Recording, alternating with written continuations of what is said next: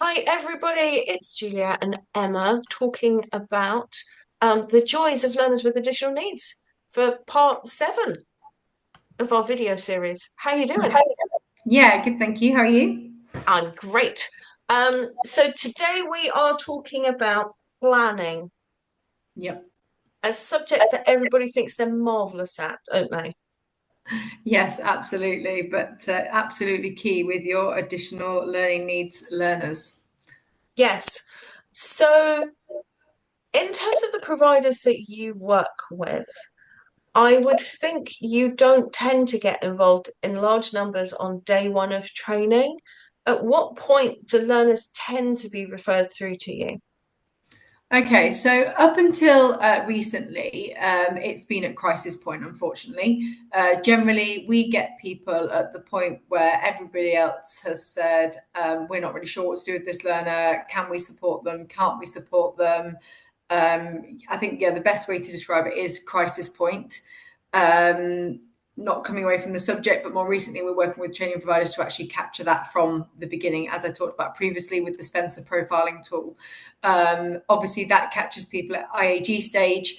But then there's those people that haven't been caught at IAG stage. So then you tend to get a trickle. And unfortunately, like I say, you do tend to pick them up at crisis point in which it's much harder to kind of give them the support they needed. Not impossible, absolutely not impossible. And we Okay. absolutely can help. But crisis point is a point everybody will know. It's just almost just, it's just, it's not great for anybody. No, and it's not nice to put the learner through that. No, and it's a lot of pressure for the tutors as well, Yeah. because So yeah, by crisis point, is that where the tutor and the delivery staff are going, I can't do this anymore? Or is it when something has changed to dramatically escalate a situation that might previously have been kind of in control? Or is it both?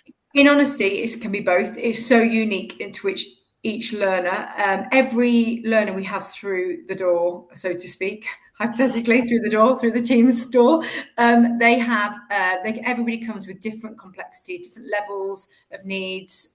Some are fairly minor to you and I, but are huge to that individual person.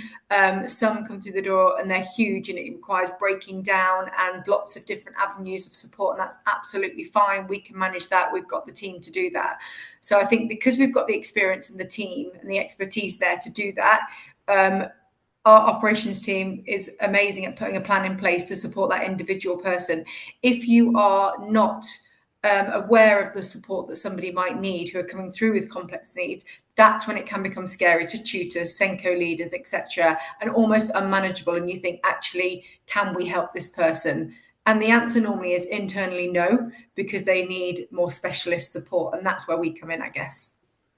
There is a reason why you guys exist. Yeah, absolutely. And that is the reason. But we would prefer them, in honesty, before they get to the crisis stage for the sake of the learner and the tutors and the whole team working with them. Because by that point, everybody is very stressed and they've just got much further to travel to get back to where they were. Whereas if we catch them earlier on, we can put strategies in place to support them in making sure they don't, those barriers don't become worse.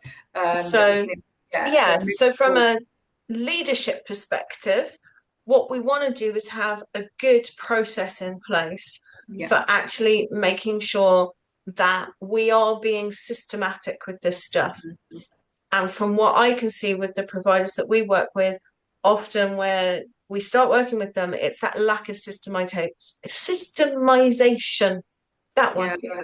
And actually, one of the part of the things that we do with our training providers is we do an onboarding session with the tutors and Senko team and everybody involved with it, that learner right from the beginning, so Yeah. that they can understand the journey and the point at which they can add people onto our systems for that support and how they can use the Spencer tool to support them in their decisions.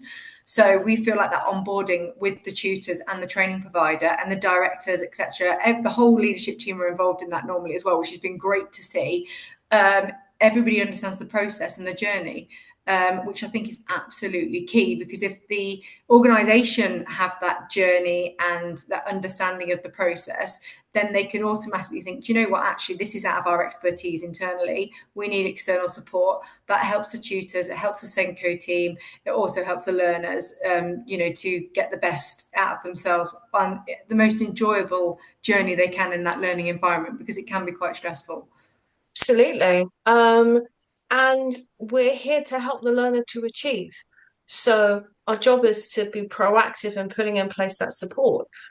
So previously we've talked about all the things we want to be doing in terms of capturing information in the application form, the things we want to be doing between application form and sign up, the conversations we should be having at sign up.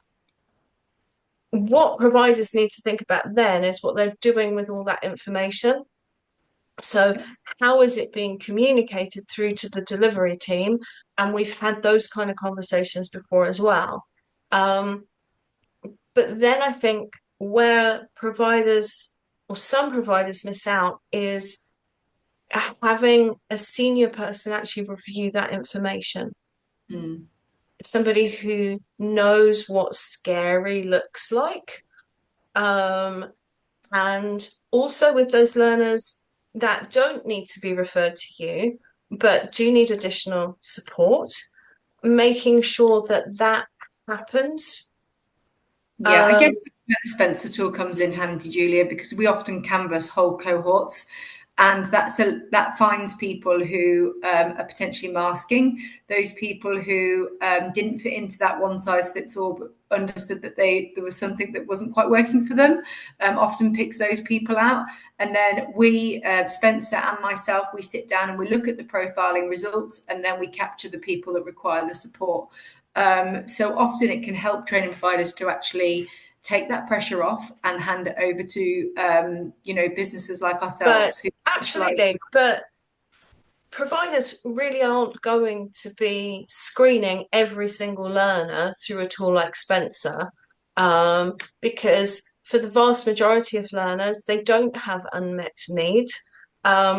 They have successful learning strategies, and therefore there isn't necessarily a reason to screen. But we have all of this other information that needs to be reviewed that can tell us who's interesting, who isn't interesting. And it's making sure that the tutors have that information. Then we've got the learners who have additional needs but can be managed in-house. And it's making sure that that is planned. One of the big things that you have to have in place to draw down additional needs funding is to plan that additional support. Some of that additional support is going to be, we need to go to the Better Health Generation. Right. But a lot of it is quite simple additional needs, and it's making sure that that is in place and people know what they're supposed to be doing, how they're supposed to be doing it, and we set some expectations. Who is going to be delivering that within business, and how are we recording that needs to be done? So it's quite simple stuff, but a lot of providers don't necessarily use data systems that make it easy for them to record that stuff, do they? No, not at all. And that's part of the problem, is it's not clear sometimes for tutors to know who the learners are that they should be delivering additional support with. Yeah. And then we wonder why we don't generate the evidence. Because if I don't know, and my boss doesn't know, and every time we have a conversation, it's not clear that we have to deliver additional support to you, we're doing this with one hand tied behind our backs, aren't we? Yeah. And that's one of the key things to be done after sign up, is to be reviewing those things. And yes, where we think we have learners who have significant additional need, then that's when Spencer kicks in, doesn't it? Yeah, Absolutely. Yeah, that is the point at which we start to introduce Spencer. I have got training providers that actually do Canvas. Normally they're the Hmm. ones are smaller training providers. The bigger training providers would find it much more difficult. But some of the smaller training providers do Canvas everybody, and they're capturing people obviously who they wouldn't have suspected at sign up to need support. It is, it's one way of doing it. Some training providers will just canvas those who the team have decided that they flagged, or that those learners have said, actually, do you know what? You've told me about this, this support that can be available. Yes, I'd like to tap into that. Yep. So it honestly varies from training provider to training provider. We're here to support the training providers and the learners, and whichever way works for them, that is what we will do. We also have to take into consideration the people that mask, and then it flags up later down the line. These guys can be referred into our support at any point on their learner journey. It's not just sign them up at the beginning. If we miss them, we miss them. Good luck to you type of No, thing. we should be, Yeah, within that constantly circumstances change. reviewing. Yeah, circumstances change, people's needs change, and so we are there at any point at which they need to tap into us, basically. And then also, it's key to mention that actually, if our clinicians decide with the learners that support, they feel like they've got what they need from us, and they feel confident enough to step away from that, then we will support them in doing that, because due to auditing, we can only support people for as long as they need it. So we really are there for the learner, get the best out of them as soon as possible, make them feel confident, build them up, give them the tools they need, and then watch them flourish, hopefully. And then if they need to come back to us at any point, then that's absolutely fine. But we are just purely there to support these individuals and give them the tools and strategies to move forward with. Which is what providers should want for them. Absolutely.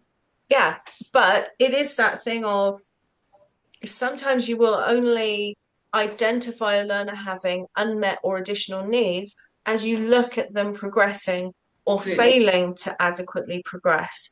Absolutely. And that also comes back to your overall data systems for managing learner progress and how robust that data is. Yeah. Do we have objective measures for where a learner is, or are our measures dependent on manual updating by staff? Yeah. So the staff decide, oh, you're 50% of the way through. Well, that's open to interpretation. Yeah. Or are our measures based on what the staff are doing?